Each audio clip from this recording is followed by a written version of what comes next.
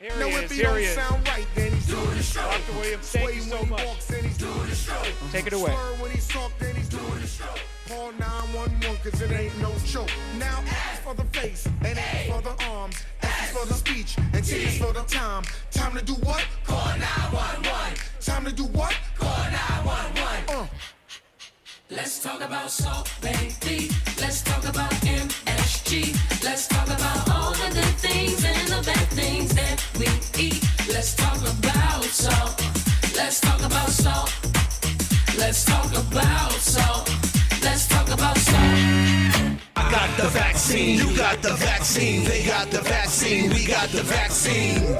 We can get back to normal, let me inform you, let's all get the vaccine. It's about community immunity, I'm talking unity for you and me. If Doc says it's good, then trust me, it's good. Now let's all get the vaccine. Wash your hands, everybody, and everybody, wash your hands. 20 seconds. Come on, wash your hands, everybody, and everybody, wash your hands. 20 My seconds people more. uptown, wash your hands. My people downtown, wash your hands. 20 People seconds from the more. East Coast, wash your hands. People from the West Coast, wash your hands. I suggest you talk to your family, your inner circle, and screaming and proactive, and it won't hurt you. We all want to live our lives the best we could be. Go check your colon. Peace, I'm Chuck D. Save lives, and peep the people meaning. Stand up to cancer and get a screening. Save lives, take control of your health. Get knowledge for yourself, and it's the real wealth. I've been hiding in the shadows from the kids and all the babies. It's amazing, they go crazy, and the kids will always trade me in the salad dressing, ice cream, and the muffins too. You can choose any topping, and I'm there for you. Get your burgers and fries from Burgerland. I'm the villain that's hiding in the soda can. Hide and seek, peek the fool, I made a fool of you. It's true, I'm very proud of what I do to you. I got 99 names and Little Sugar's just one. Thank you. Thank you so much. I want to thank the Harlem Chamber of Commerce. I want to thank Black Health Matters. And I want to thank the incredible sponsors of this event. And I want to thank all of you for coming here today on this really special occasion to talk about very, very serious issues affecting our community. So, not too far from here, in the old Bloomstein department store. Y'all know where that was, right? October 1958, Martin Luther King was stabbed in the chest. It happened during his stride toward freedom book signing, and the attacker was a disturbed woman. She came up to him with a 7-inch letter opener and stabbed Dr. King in the chest.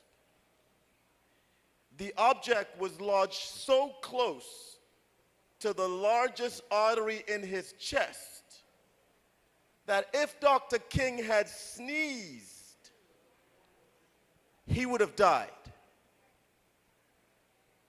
Imagine that.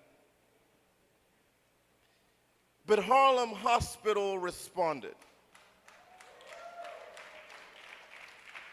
Dr. Maynard, one of the foremost black surgeons in the United States, operated on Dr. King and saved his life. So I think it's fair to say that Harlem saved the civil rights movement in this country. There would not have been a march on Washington, a speech in front of the Lincoln Memorial without Harlem. There would have been no I Have a Dream, no How Long, Not Long in Selma, Alabama without Harlem. And yet, following his recovery, Dr. King continued to embody love. He continued to embody the spirit of reconciliation. He reminded us that darkness cannot cast out darkness. Only light can do that. That hate cannot cast out hate. Only love can do that. He was determined to move us closer to a more perfect union, to make us one out of many, to make us greater than the sum of our component parts. Now, I believe that hip hop is greater than the sum of its component parts. I believe that we have only begun to scratch the surface of hip hop's power to heal. It is one of the reasons why Harlem's own Dougie Fresh, the greatest entertainer, creator of the hip hop, the beatbox, is one of the reasons why he chose to partner with me back in 2005 to found an organization called Hip Hop Public Health. And you've just seen some of our work on TV. Don't push me, 'cause I'm close edge. I'm trying. It's like a, okay, how about this one? How about this one? I never sleep because sleep is the cousin of death. That's a Nas supporter out there, I see. New York state of mind. But if we take a closer look at the lyrics of hip hop music, we will find embedded in those lyrics the symptoms of structural racism. We will find embedded in those lyrics the reality of adverse, quote unquote, social determinants of health. That's what Grandmaster Flash was talking about when he said it's like a jungle sometimes. It makes me wonder how I keep from going under. Right there is the contextual expression of what scientists now refer to as social determinants of health. But hip hop has been talking about this for decades. Hip hop has been giving people a window into the conditions of Black America for decades. And not much has changed. We saw that with COVID. We saw with COVID that since Flash talked about being at the edge, we saw many of our people pushed off the edge of life during COVID because of those same conditions that Grandmaster Flash was talking about decades ago. But hip hop music does something else too. It affects our emotional state. It can make us angry, real mad. It can be cathartic. It can inspire us to do better. It can make us cry. It can soothe us. It can heal us. It can give us a sense of belonging. This unharnessed power of hip hop for health is what Hip Hop Public Health is all about. We believe that music heals. I know this from my own experience. You see, I'm a tenured professor of neurology at Columbia University, and I'm the vice dean for community health at the medical school. And I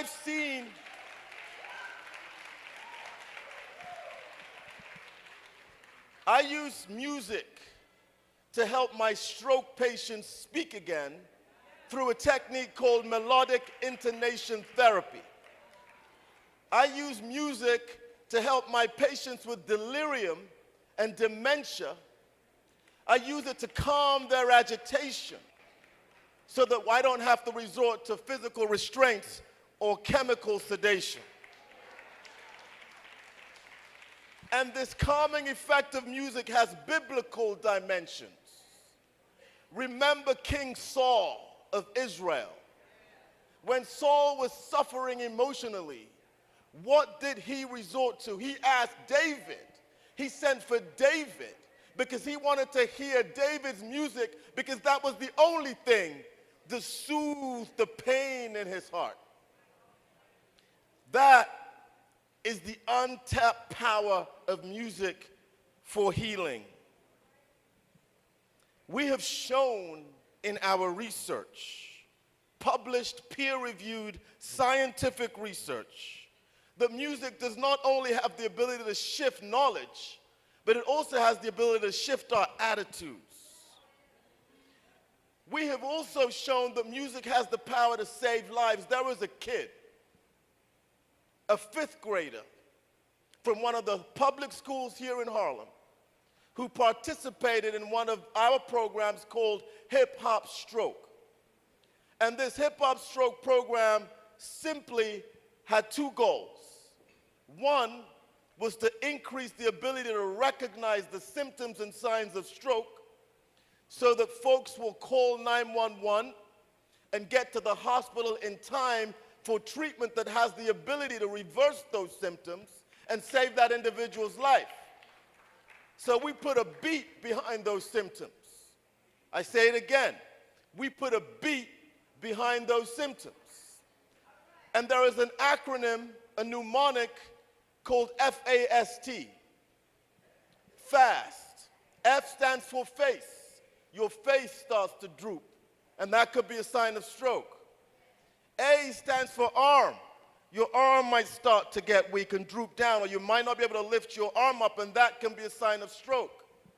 S stands for speech, and your speech might be slurry. You don't understand what the individual is saying, and that can be a sign of stroke.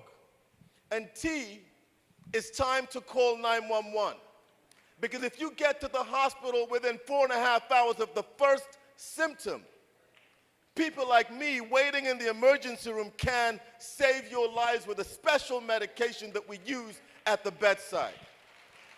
So this kid, this 5th grade kid from one of our public schools right here in Harlem, who was participated in our Hip Hop Stroke program, this 5th grade kid, his father walks into the bathroom holding his head.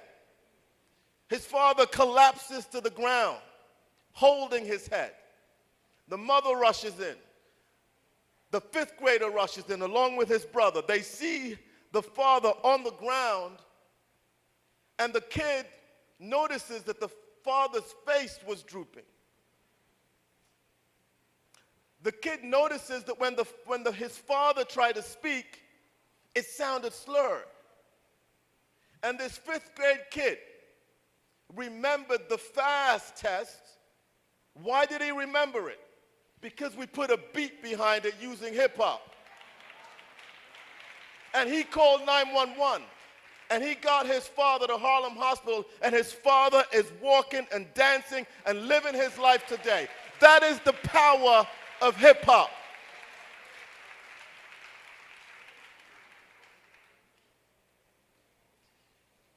Aristotle, the great philosopher, said that persuasion occurs when 3 components are represented.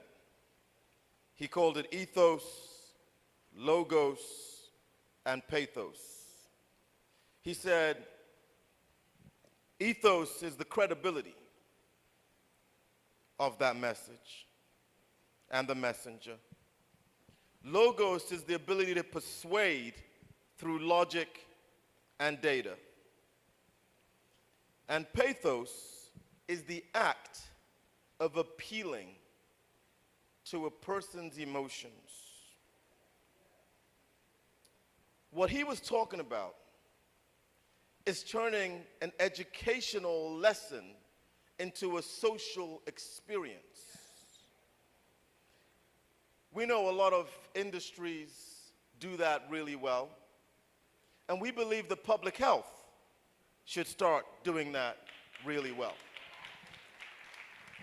So for us at Hip Hop Public Health, on this 50th birthday of hip hop, ours is a call to action.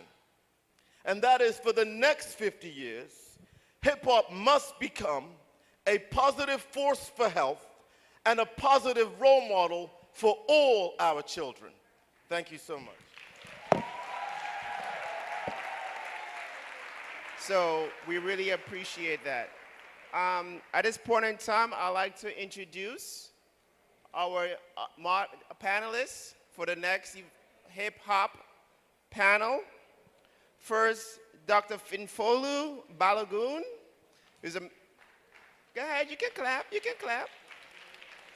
A medical oncologist specializing in gastrointestinal tumors, particularly pancreatibiliary and colorectal cancers. So we have one of the smart ones in here with us, amongst many others.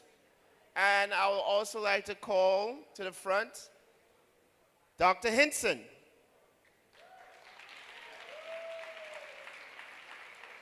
Dr. Hinson is the founder and CEO of MediRoots Medical Group, does telehealth-based primary care, practicing, specializing in providing equitable access to high-value primary care.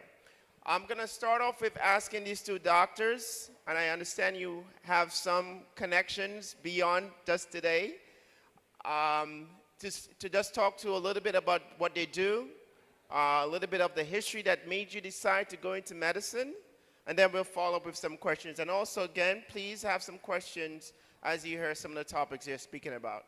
Thank you. Bring the mics over.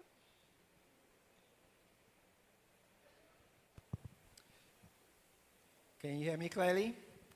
All right. Good afternoon, everyone.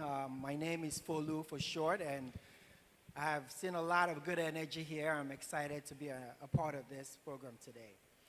So, as Padma was saying, I am a medical oncologist, which means I treat cancer, and I focus on colorectal and pancreas cancers.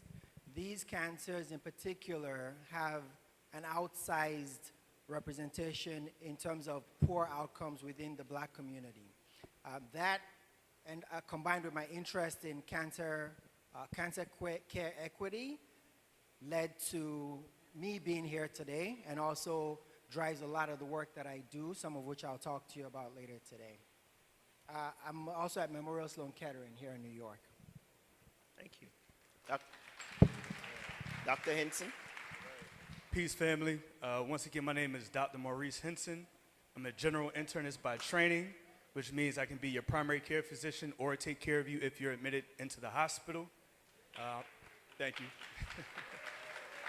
I'm also founder and executive director of MediRoots Medical Group, which is a telehealth-based practice which specializes in the delivery of high-value healthcare, especially for our communities and other at-risk communities.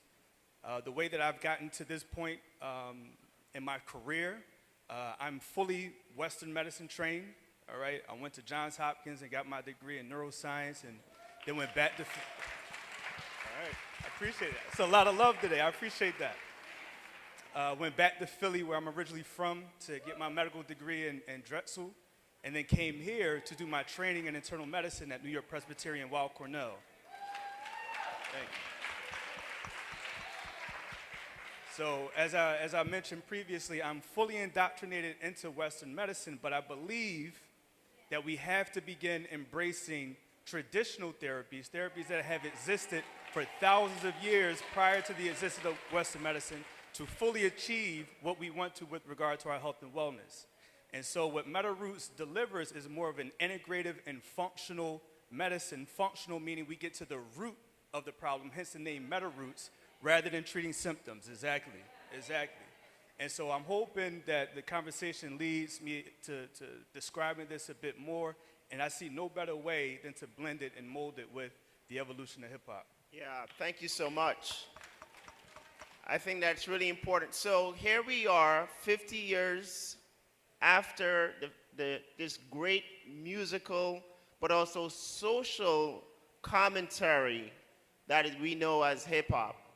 Now, one of the things that we are seeing is that a lot of our hip-hop artists are unfortunately passing away from a variety of health issues, right?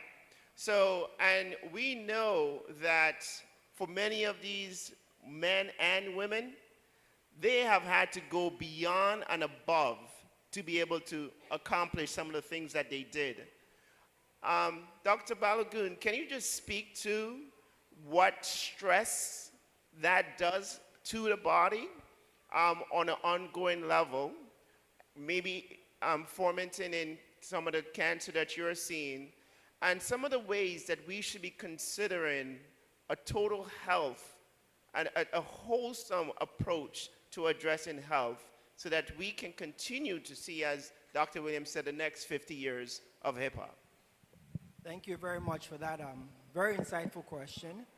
Now, there was a question that someone heard, there was a comment that someone made during one of the earlier talks about how prevention, and Dr. Hinton also alluded to this, prevention beats cure every time. In cancer, most of the changes we've made in terms of people living longer has come from acts that we did to prevent the disease or to catch it earlier. So several things can cause cancer that I hear about that people really ask me all the time, like what did I do or what did I not do? Some things we don't have control over. Some things are genetics that we're born with. Some things are diseases that we just naturally have. Some things we have control over, stress. And when I say stress, I say environment. It's not just what the sun is doing to us, but behaviors that we undertake, but also situations that we find ourselves in. Someone also mentioned something about the poor air quality that we've seen. While we saw that from Canada for a couple of days, in some communities, in our communities, we see that based on either what we have there or don't have there, whether it's green spaces to actually move around and exercise, or too much air pollution, it adversely affects our health. It creates stress that increases our risk for cancer and all these other diseases that are bad for us. Now, so one of the things that we can do about these stress indicators, or we can actually try to determine, or is there a risk that I have a higher risk for cancer, or is there a way I can catch some of these cancers, especially something like colorectal cancer that I see earlier on. When you catch it earlier on, you can actually prevent it from happening, or even treat it when it's not a big problem. And I think talking about treating cancer, what we'll say will overlap both how you combine traditional medicine with medicine that's been around, or treatments that have been around for thousands of years, as Dr. Hinson said. Thank you, Dr. Balogun. So to the point that you raised in terms of some of the non-traditional ways that or traditional ways, I should say, in terms of addressing some of the challenges facing Dr. Hinson, what would you recommend? Yeah, well, let me start off by saying that what the scientific community is beginning to understand more, what certain others like Dr. Sebi have been saying for a long time, is that, shout out to Dr. Sebi, that the underlying reason for disease, for virtually all disease, is inflammation. Okay, Dr. Sebi used to say, mucus is the cause for inflammation. You get rid of the mucus, you get rid of the disease, right? So I'm gonna take it even a step further. It's the inflammation, because even inflammation is what drives the production of mucus, all right? So when we talk about chronic stress is one of the drivers of inflammation. One of the other big drivers of inflammation is poor diet, acid-forming foods, all right? Your meats, your dairies, your processed foods.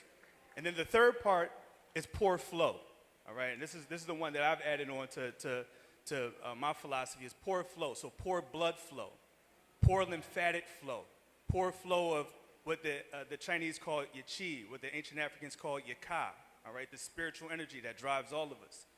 When these things are impeded, we don't get that same sort of electric flow throughout our bodies for our cellular processes to function appropriately, all right? So this is where things like massage therapy are important, right? Because it loosens up those muscles. When you're tense, your muscles tense up. Now, why is that important? Because all your blood vessels and your lymphatic vessels and your nerves, they travel through your muscles. So when your muscles are tense, that blood can't move as readily. that those toxins from your lymphatic system don't move as readily, that chi doesn't move as readily. This is where acupuncture comes in to unlock that electric flow. All right, so when you get that massage, you start to loosen up that muscle, you get better flow. All right, chiropractic is the same thing, getting an adjustment. All right, that bone alignment, that's the structural integrity of your entire body. If that's out of line, then your body doesn't function as well as it should. And then, like I said, things like acupuncture, and I'm big on Reiki and reflexology, sound healing, and I don't mean music, I mean sound healing, frequency therapy, listening to certain frequencies. There's a collection of frequencies called the solfeggio frequencies. These are ancient frequencies like 528 and 432 hertz. Listening to these specific frequencies have been scientifically proven to reduce cortisol levels, reduce blood pressure, reduce heart rate, improve the state of and quality of your sleep. And these are factual things that have been proven in research, okay? Now, I'm not demonizing Western medicine. I just find it to be inadequate when it comes to achieving total wellness because it doesn't involve these other elements of our being. And so we have to get back into things that are natural because I'm going to tell you everything that we need to heal ourselves, to repair our bodies, to achieve true wellness comes from God. All right, comes through nature. Okay? And again, there's no shade to the pharmaceutical industry, but there's nothing that man can create that comes close to the power of God. All right, so we have to get back to that. Thank you for that. In essence, as we are addressing our physical health, we have to address our spiritual health as well. And that's an important component in de-stressing.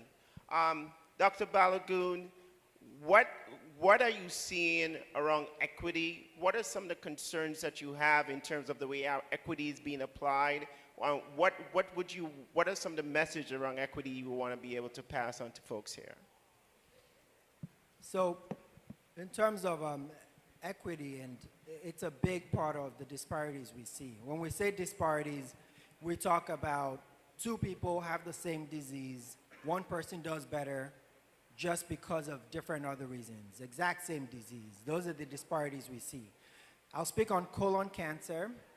In New York City and state, black individuals do worse. They have more incidence of colon cancer. They're diagnosed more frequently than when you compare them to their non-Hispanic white counterparts. And when you look at all groups, black individuals, they die at a much higher rate. Same diagnosis of colon cancer, same stage, but they die at a higher rate. Now, the things that cause this boil down to equity. Access to adequate healthcare facilities, access to medicines, and even when you get access to these facilities and these medicines, there are still some more obstacles that you have to jump through, whether it's you're not being provided or presented with the same level of opportunities to enroll in clinical trials or access to newer drugs or newer treatment options than other people from other races or ethnicities. And we're seeing that reflected in the group.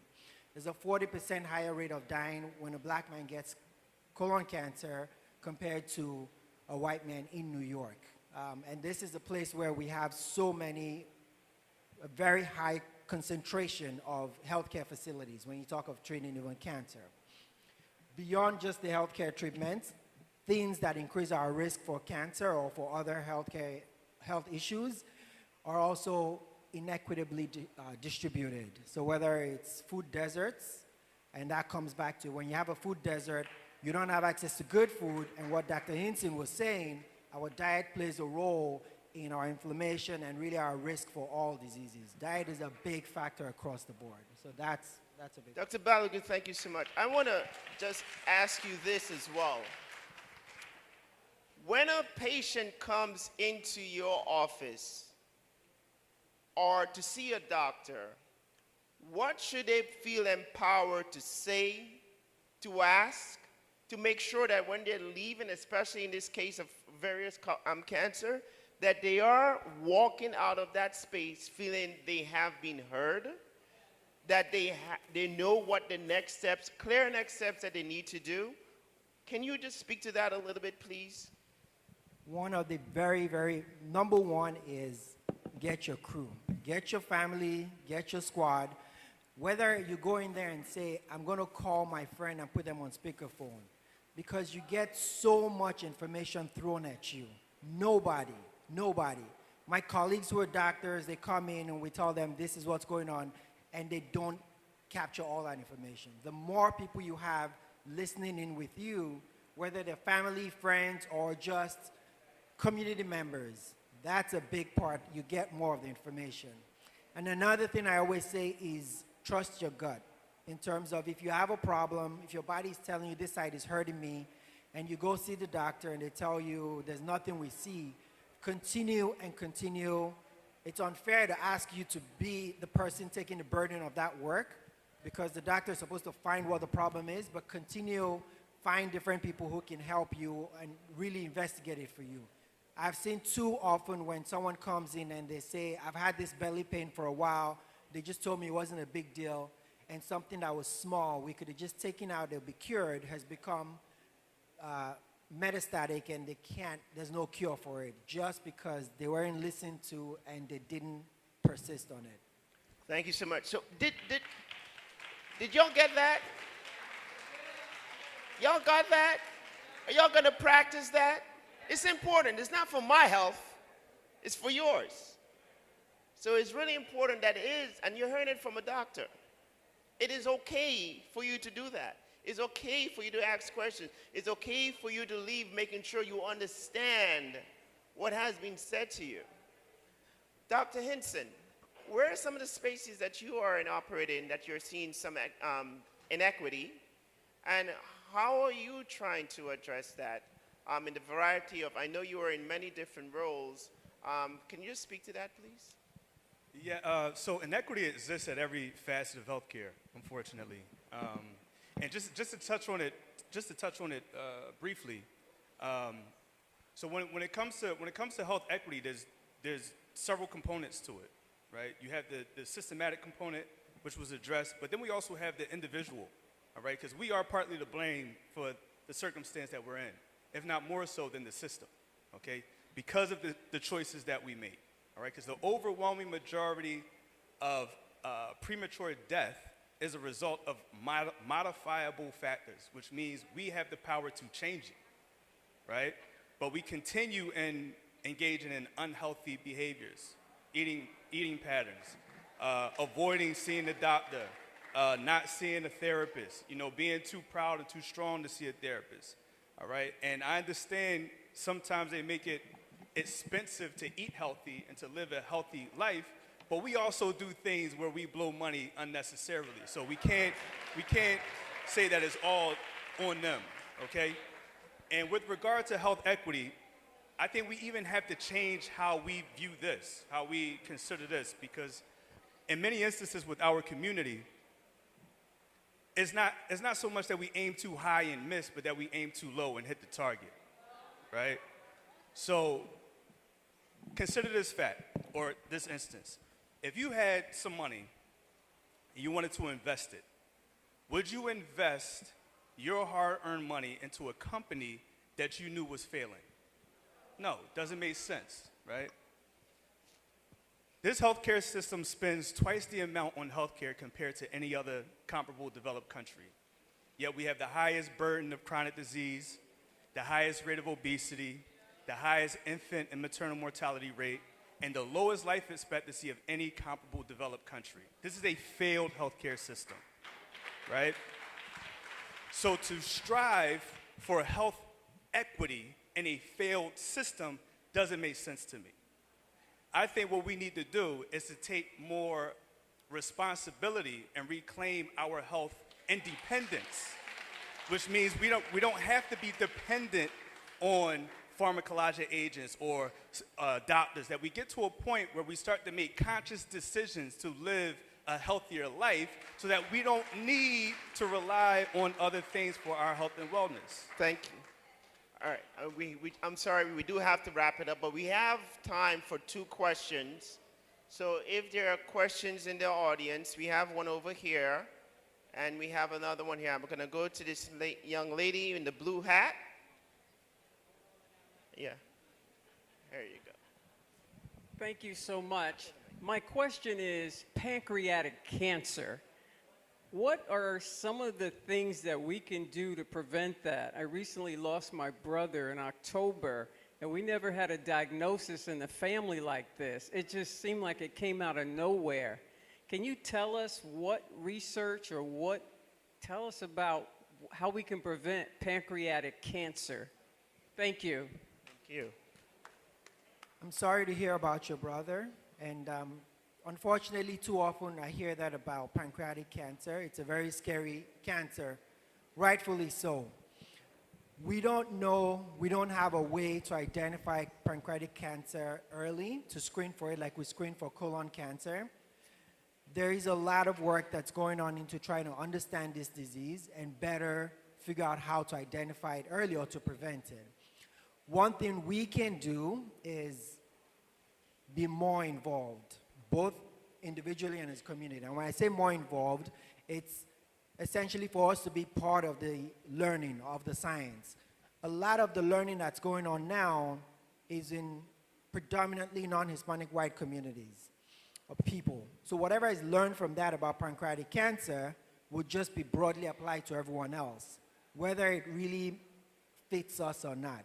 The way we can change that is as we're learning more about pancreatic cancer or different diseases, we should be engaged. When you hear of clinical trials, it's okay to be afraid, but ask questions, don't run away from it. Participate more. It makes a difference in our healthcare outcomes, individually and as a community as a whole. Thank you, Dr. Balagoon. I'm sorry, this lady here, right behind you, had a question. Mine's a little different. First of all, we don't always hear about clinical trials, if I'm not mistaken. Second off, you said you're a PCP? Are you taking new people, patients, right? Only because I have two, my nephew and my brother-in-law, they need a PCP. Okay, I'll see him. Okay, that's all I want to know. All right. Thank you. Next, I think we have. That was an easy one. That's it. Well, I'm sorry. They are going to be around. The docs are going to be around. They're not going to run away. I know you have some other questions. You please. Can I piggyback on the pancreatic cancer really question quickly? also? Sure, Dr. Hinson. So when it comes to cancer, when it comes to obesity, when it comes to diabetes, when it comes to high blood pressure, again, the underlying mechanism is the same. It's just, in many instances, cancer is the sort of the end of the spectrum of chronic inflammation, okay? So living a life and a lifestyle of inflammation is what increases your risk for developing these disease states. So what we're learning, like diabetes, for example, diabetes is not a disease of too much sugar. It's a disease of too much inflammation. It's just that sugar makes it worse, okay? When it comes to cancer, again, it's the end sequela of chronic inflammation, all right? So things that we can do to prevent, because again, that should be the key. We shouldn't be focused on the treatment. We should be focused on the prevention. To prevent it, you have to eat healthier. And we can't overstress this fact, the American diet is not natural to our people from an evolutionary standpoint. And so we become sicker from consuming a similar diet as some of our white and Asian counterparts who may be more accustomed to this particular diet, all right? So we have to get back to our roots and doing things that our people have done throughout antiquity. Ladies and gentlemen, thank you so much, Dr. Hinson, Dr. Balagoon. We appreciate your time. We appreciate you being here. We appreciate your energy. This is beautiful.